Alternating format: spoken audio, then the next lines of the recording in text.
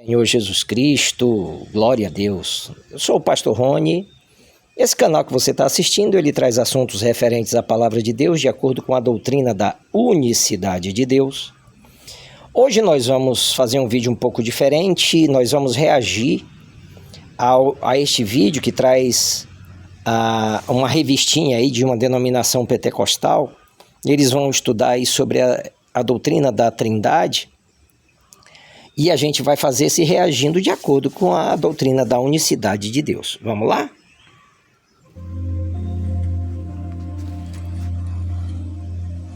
E vamos começar justamente com estas palavras, o texto áureo da nossa lição. Irmãos, prestem atenção, essa não é uma voz humana, não é a voz de um profeta. É uma declaração que vem direto do céu, que ecoa da sala do trono. Este é meu filho amado em quem me comprazo. Quem estuda a palavra de Deus vai lembrar, vai observar que existem algumas passagens falando sobre o filho lá no Antigo Testamento. Porém, todas as passagens a que se refere filho ou ao filho, no tocante à divindade, são profecias, são palavras proféticas de algo que iria acontecer, de algo que viria a existir, tá?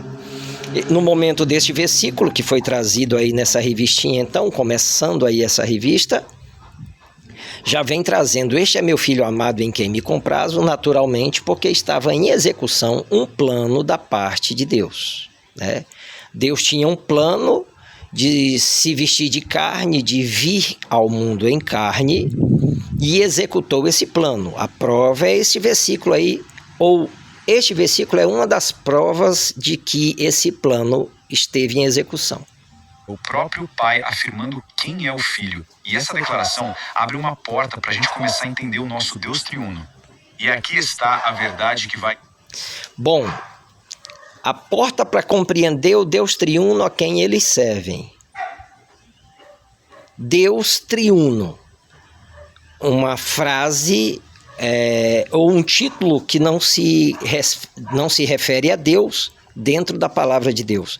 Nós não temos dentro da palavra de Deus uma titularidade entregue a Deus com esse nome. Triuno, trino. Não temos trinitário, trindade, nós não temos. Nós temos um título dado a ele e um referencial dado a ele que é único. Ele é único, não existe outro Deus. Vamos lá. Guiar todo o nosso pensamento hoje, a nossa verdade prática.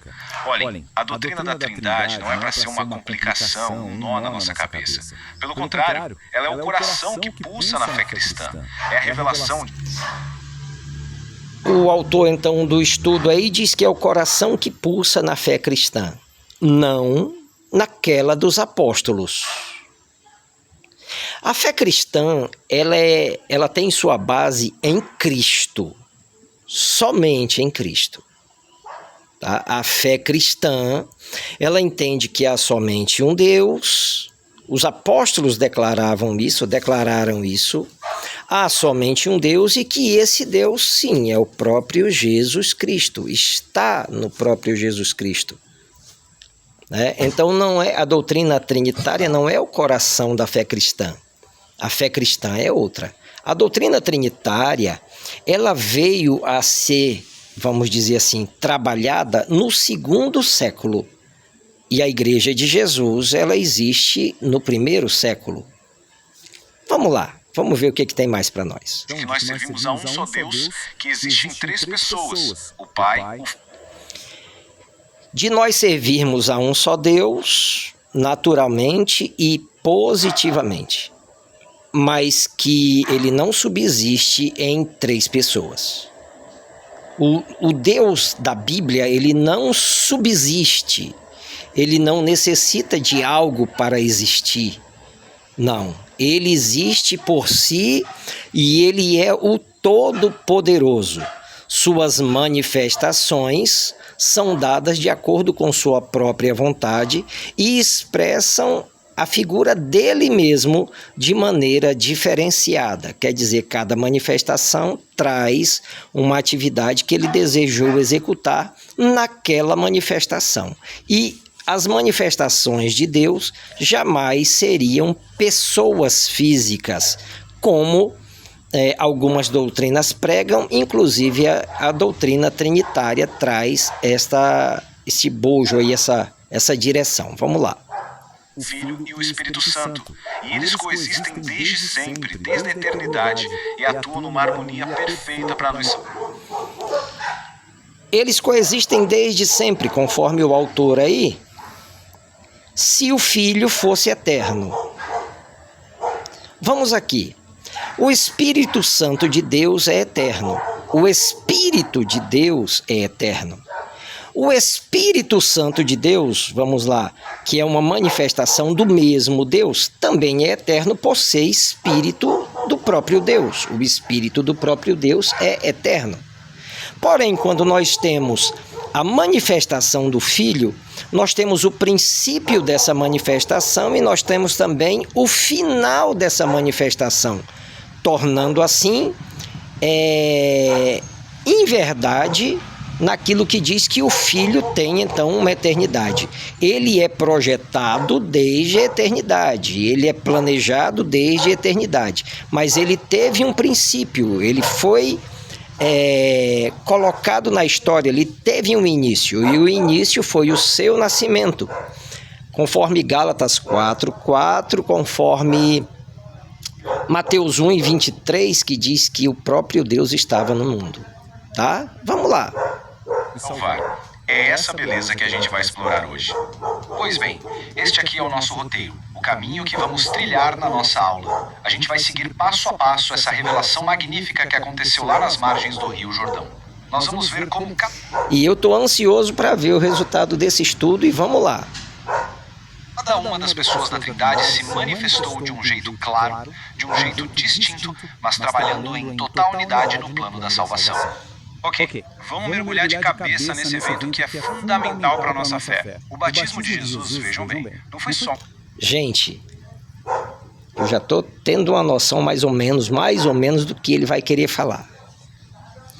A revelação do Jordão, né? Claro, o batismo de Jesus. Um ponto crucial aí na fé dessa doutrina, desse segmento religioso, que, como nós falamos, não temos nada contra nenhum deles, estamos só debatendo a ideia do estudo pela palavra de Deus. Vamos ver o que eles têm a falar sobre o batismo de Jesus? Eu creio que é isso que eles vão abordar. Vamos lá. Um ritual. Foi muito mais que isso. Foi um momento em que os céus literalmente se rasgaram e a natureza do nosso Deus foi mostrada de forma visível e audível para revelar a glória dele. Agora, o que é realmente fascinante, o que torna esse momento único, pensem comigo, amados. Nunca em toda a história da redenção, as três pessoas da Trindade tinham se manifestado de um jeito tão... Nunca em toda a história da redenção, as três pessoas da Trindade tinham se manifestado de uma maneira tão especial, talvez ele vá dizer, né? Nunca. Vamos observar como que eles desenvolvem o assunto batismo de Jesus. Vamos lá. Claro, tão distinto e principalmente ao mesmo tempo num único evento. Olhem a cena, o Filho está ali, na água, o Espírito Santo desce sobre ele, e o Pai fala lá do céu. É uma teofania trinitária gloriosa. O Filho está na água, o Espírito Santo desce em forma corpórea de pomba e o Pai brada em uma voz. Ele fala de teofania trinitária. Também é novidade dentro da palavra de Deus, teofania trinitária. Deus, ele se utilizou de teofania, sim, para se manifestar. Mas essa, para mim, até esse termo aí, para mim, é novo. Vamos lá.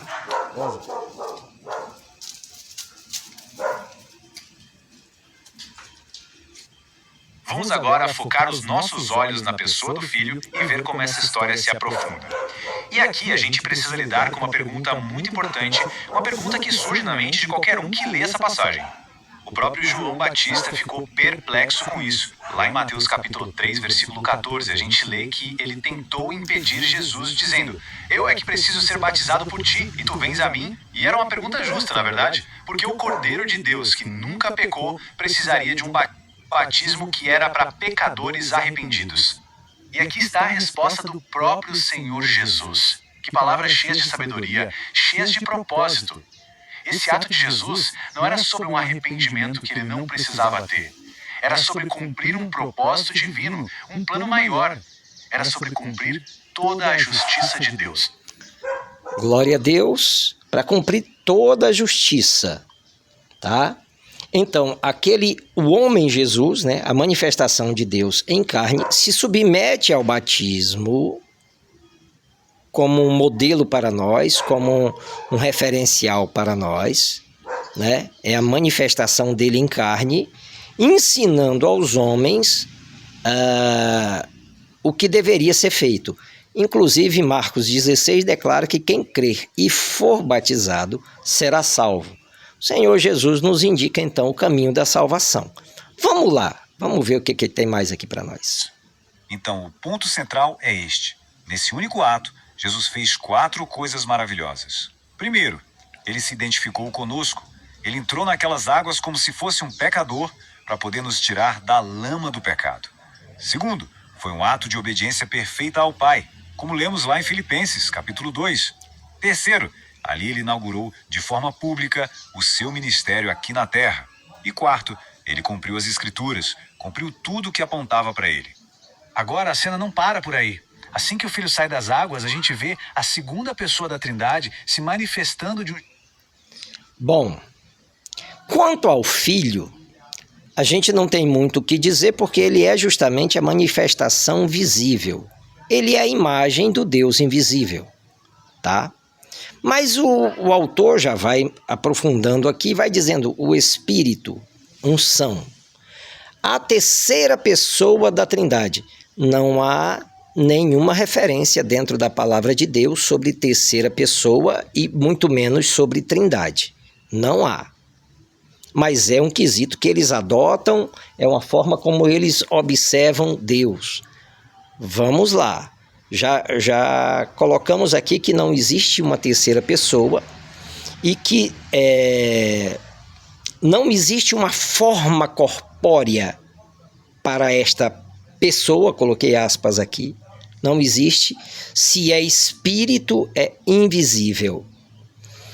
Segundo a doutrina da unicidade de Deus, a manifestação corpórea aí no batismo de Jesus se dá porque nós encontramos em João capítulo 1 a informação que era necessária essa forma corpórea.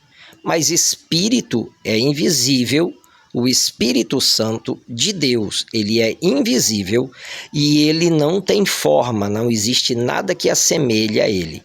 O Espírito Santo nada mais é do que uma manifestação do próprio Deus. Ele se manifesta especificamente como o Espírito Santo. Neste momento, houve a manifestação corpórea pela necessidade de existir neste momento. Não que ele tenha uma forma corpórea.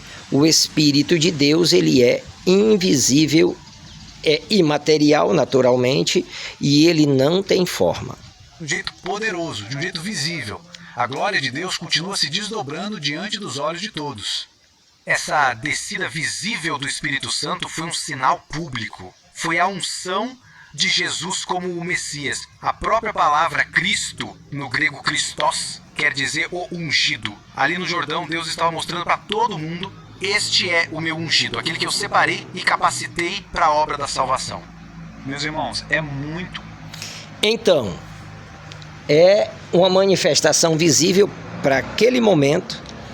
Havia ali todo um referencial, né? Então nós temos aqui a manifestação do Espírito de Deus de uma forma visível, que foi como forma de pomba, e nós temos uma outra manifestação do próprio Deus de forma visível, que é o Senhor Jesus, né? Ele é a imagem do Deus invisível, é como diz aqui para nós, tá? Vamos lá. Muito importante que a gente entenda isso aqui direito. Aquilo não foi uma adoção, como se Jesus só tivesse se tornado filho de Deus naquele momento. De jeito nenhum. Ele já era e sempre foi o Filho eterno. O anjo tinha dito isso lá em... Opa! Ele já era e sempre foi o Filho eterno. Olha esse ponto aqui. Daqui a pouco a gente continua o vídeo, mas observe aqui. A teoria do Filho eterno, ela vem com a implementação da doutrina trinitária. O Filho eterno não existia para os apóstolos. O Filho eterno não existia no princípio da igreja. A doutrina do Filho eterno, ela não foi formulada senão depois do século II, com o advento ali, com a constituição da doutrina trinitária, porque a doutrina trinitária ela tem o seu princípio ali no século II, tá?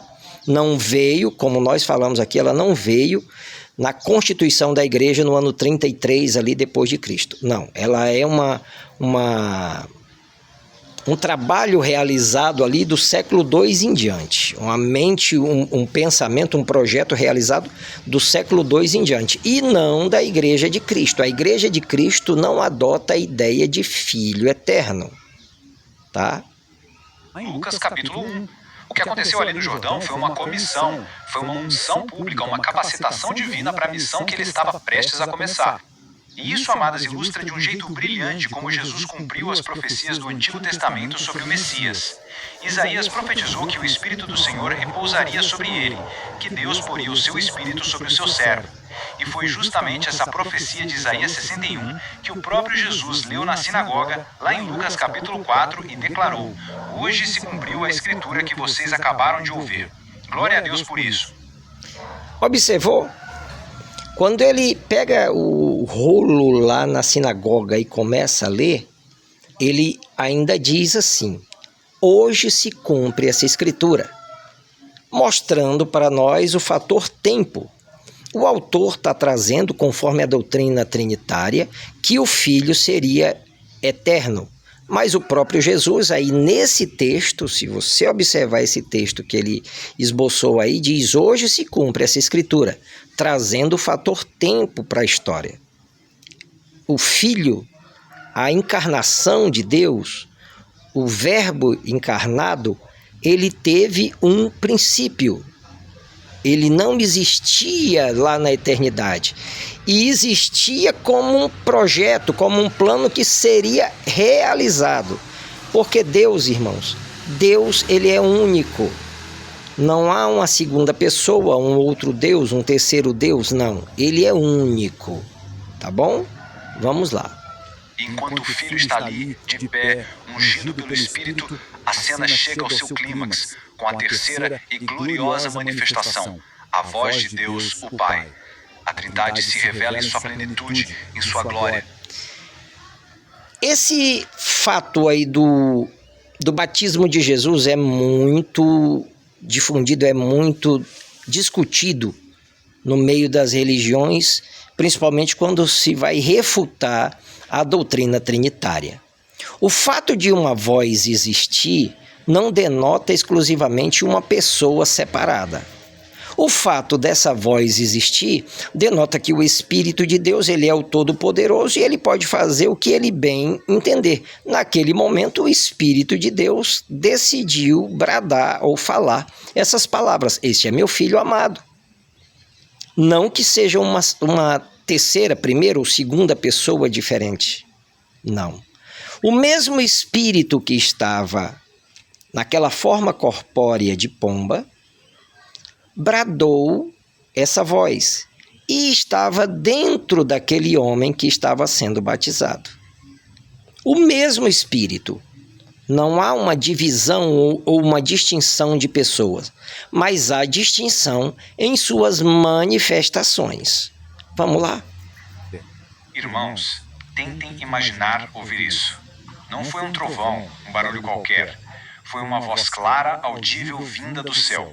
Uma declaração solene, pública, para que todos que estavam ali e para todas as gerações que viriam depois ouvissem e soubessem, sem dúvida nenhuma, quem é Jesus. Essa voz do céu, ela não torna Jesus o Filho de Deus. Ela proclama quem ele é desde a eternidade. Ela confirma a Isso, ela proclama quem ele é desde a eternidade, mas identificando que antes dele nascer, havia um projeto para que ele nascesse. O assunto era Jesus. O assunto era Jesus sempre. Não mudou o assunto. Desde a eternidade, o assunto era a redenção. Mas a existência de Jesus só se deu após o seu nascimento. A existência física de Jesus só se deu após o seu nascimento. A identidade divina dele autentica a missão redentora, cumpre as profecias lá do Salmo 2 e de Isaías 42 e, acima de tudo, revela o amor, o prazer infinito que o Pai tem no Filho. Desse modo, esse evento todo conecta de forma perfeita o Filho eterno, o Verbo que estava com Deus e que era Deus, com o homem Jesus de Nazaré. A voz do céu confirma aquela grande verdade. O Filho eterno, tá? Ele une aí uma coisa com outra. O Filho eterno e o Verbo. Filho eterno não existe, porque o Filho só veio a existir após o seu nascimento. E o Verbo é um outro assunto, tá, gente? O Verbo, o Filho não é Verbo. O Filho não é Verbo. Verbo é um outro assunto, é uma outra situação, tá? Verbo é tudo. Verbo é Deus. Verbo é totalidade. Verbo é todo momento, todo tempo. É a totalidade, como eu falei. O Filho é só uma parte do plano. De João capítulo 1, versículo 14. E o Verbo se fez carne e habitou entre nós. E vimos a sua glória, como a glória do unigênito do Pai, cheio de graça e de verdade. Outra situação aqui que a gente sempre traz nas nossas lives, é importante a gente repetir. O Verbo se fez carne, porque o Verbo não podia nascer. Quem nasceu foi o Filho. Por isso que nós não confundimos Verbo com Filho. O Filho nasceu, porque teve um tempo para ele. Mas o Verbo se fez carne. Então, o Verbo tomou aquela carne daquela criança. Mas o Verbo não é criança, o Verbo não é adolescente, o Verbo não é... Não, ele é Deus, é a totalidade. A criança nasceu e o Espírito de Deus tomou aquela criança para si. O Verbo se fez carne, não o Verbo nasceu. A criança nasceu. Vamos lá. Aleluia. Pois bem, agora a gente junta todas essas peças do quebra-cabeça para a gente poder entender a verdade central que foi revelada ali, o mistério sagrado da Santíssima Trindade. O que a gente viu acontecer no Rio Jordão de forma prática, a teologia nos ajuda a organizar e explicar. A própria palavra Trindade é a nossa palavra-chave, e é fundamental que a gente entenda bem o que é. Bom, tá aí, o autor já está levando a ideia para a doutrina trinitária, porque é o assunto base deles, mas a gente coloca mais uma vez aqui, esse assunto base, a doutrina central, ela não se encontra formada dentro da palavra de Deus. Ela não se encontra. Nós tivemos aí um esboço trazido por eles mesmos, bendito seja Deus, que torna inconsistente a ideia dessa formação. Mas conforme a palavra que eles trazem, né, há ali um certo conteúdo, vamos dizer assim. No momento em que ele mistura Verbo com Filho, ele traz a existência da eternidade para aquele filho. Está compreendendo? Mas a palavra não mostra isso para nós. A palavra de Deus não traz isso para nós. Ela diz que a criança nasceu, conforme Mateus capítulo 1, conforme Isaías 7, bendito seja Deus. Mas no tocante ao Verbo, o Verbo se fez carne. Há manifestações da parte de Deus que são utilizadas naturalmente para a nossa redenção.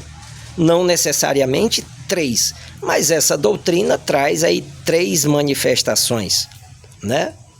De uma maneira equivocada, nós compreendemos assim de uma maneira equivocada, porque verbo jamais será filho, mas o filho faz parte do plano que estava acontecendo. Ela significa. Nós não estamos falando de 3 deuses, isso seria politeísmo, e a nossa fé não é essa. Nós falamos de um único... Bom, não estamos falando de 3 deuses porque seria politeísmo, mas o conteúdo realizado ali para a formação dessa doutrina trinitária traz a pessoa do Pai como Deus com D maiúsculo, a pessoa do Filho, porque eles identificam como pessoas, né? Com D maiúsculo, trazendo até um título inédito, porque não está dentro da palavra. Deus Filho.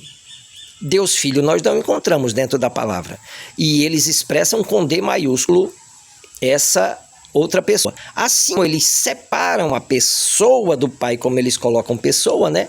Da pessoa do Espírito Santo, como eles denominam pessoa. Naturalmente, o Pai e o Espírito Santo são espírito. Não tem forma corpórea. A manifestação do Pai é uma, a manifestação do Espírito é outra. São ambas manifestações de um único Deus que é glorioso e poderoso. É único. A manifestação do Filho também se dá, é uma outra manifestação, porém a manifestação de Deus nesse Filho é uma manifestação temporal. Demora 33 anos e aquele corpo é entregue, tá? Então, a ideia trinitária, ela cai por terra nessa questão. O Filho não é eterno, mas eles teimam em defender essa eternidade do Filho. Ora, se o Filho fosse eterno, eu creio que você vai concordar comigo, pelo menos você que é unicista. Se o Filho fosse eterno, não precisaríamos de outro Consolador. Se o Filho fosse eterno, não seria necessário o derramamento do Espírito Santo, porque o Senhor Jesus consolou a muitos. Mas houve um plano da parte de Deus em fazer com que aquele sangue fosse derramado, a redenção fosse constituída e o Espírito Santo fosse derramado sobre toda a carne. Tá? A Trindade, ela não tem consistência nesse ponto. O Filho não é eterno. Não se encontra eternidade no Filho. A não ser que eles juntem o Verbo com o Filho ou queiram dizer que o Verbo é o Filho. Uma coisa que é inverdade. É inverídico isso. O Verbo é um plano. O Filho é a parte física, a fisionomia, a parte visível de Deus. O ser divino que subsiste, que existe desde a eternidade em 3 pessoas que são distintas, mas inseparáveis. E nós precisamos manter estas 3 verdades em perfeito equilíbrio. Primeiro, existe um só Deus. É o Shema Israel lá de Deuteronômio 6:4.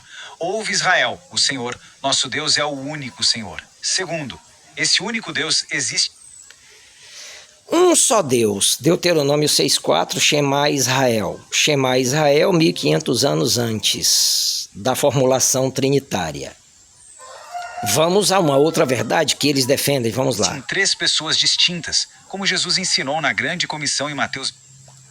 Bom, outra verdade que essa doutrina ela defende é 3 pessoas distintas. Então eles têm como verdade 3 pessoas não encontramos na palavra, distinção não encontramos na palavra, ser pessoas distintas ali, não encontramos na palavra, manifestações distintas com toda certeza, tá? Mas o fato dessas 3 pessoas se formularem, se dá como nós colocamos aqui, no 2º século depois da vinda de Jesus. Os nossos irmãos apóstolos não concordavam, não tinham essa verdade, entre aspas, com ele.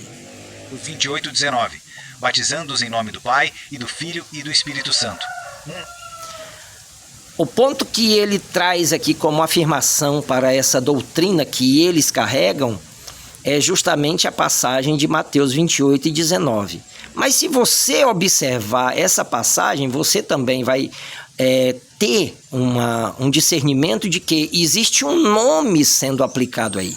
O nome aplicado é daquele que é o Pai, que se manifesta no Filho e que também é o Espírito Santo. Não há em nenhum momento a ideia de 3 pessoas distintas, mas 3 manifestações que esse Deus realizou, né? Dentre tantas que ele realizou, 3 manifestações que ele realizou para trazer a nós a redenção. Nome, 3 pessoas. E terceiro, essas 3 pessoas estão em unidade perfeita e eterna, como Paulo expressa na bênção de 2 Coríntios 3. Eles insistem em dizer que está em unidade perfeita e eterna. Nós já falamos que eternidade quanto ao Filho não existiu. A eternidade quanto ao Filho é inverídica, porque o Filho só viveu 33 anos. Ele dá passagens aí, mas essas passagens, vamos dizer assim, ainda que estejam dentro da palavra, não afirmam uma eternidade para o Filho. Nós repetimos, o que se manifesta como Filho, a parte filial dessa manifestação, ela é temporária, 33 anos. 13 e 14. E o batismo de Jesus é o retrato perfeito dessa harmonia em ação. Cada pessoa da Trindade tem um papel distinto, mas eles trabalham juntos, em unidade perfeita, no grande plano da nossa salvação. Papel distinto. Começou a se aproximar do que a doutrina da unicidade ela defende. Papéis, manifestações, ações distintas, não pessoas. O Pai planeja e envia, falando do céu. O Filho obedece e executa, se submetendo ao batismo. E o Espírito Santo unge e capacita, descendo como pomba. Que Deus maravilhoso nós servimos. Portanto, o ponto crucial que precisa ficar guardado no nosso coração hoje é este: essa coexistência harmoniosa, essa ação conjunta do nosso Deus Trino para nos salvar. A gente não pode separar. Bom, da forma como ele fala, só para o Deus Trino defendido por essa denominação, né? A doutrina da unicidade, ela não concorda com a expressão trino, trinitário, trindade, por afirmar, como nós colocamos aqui, que o Filho, ele não é eterno. Ele tem um tempo de existência. Mas que o Verbo, sim, porque o Verbo era o próprio Deus. O Filho era Deus, pastor? Não. Deus estava nele, tá? Deus estava naquele Filho. O Filho não era Deus. Deus estava naquele Filho. É correto eu dizer que Jesus é Deus, porque Jesus é o nome de Deus e Jesus estava naquele Filho. Mas é importante a gente afirmar, o Filho nasceu. Se nasce, não é eterno, tem um princípio. O Filho morreu. Se morreu, tem um fim. Então não é eterno, porque teve um fim. Eternidade da parte de Deus não tem começo e não tem fim. Mas a sua manifestação, né? Concordo até em parte com o que está sendo colocado aqui, a sua manifestação como filho colaborou, né? Junto com a manifestação do Pai e a manifestação do Espírito Santo, não como pessoas distintas, mas como manifestações de um só Deus, para a nossa redenção. Contribuíram, colaboraram, sim, com tudo isso, para a nossa redenção. Tá bom, queridos? A gente vai ficando por aqui para não ficar muito longo o vídeo. Breve a gente retorna, no nome de Jesus. O link do vídeo original a gente vai colocar na descrição e nos comentários, tá bom?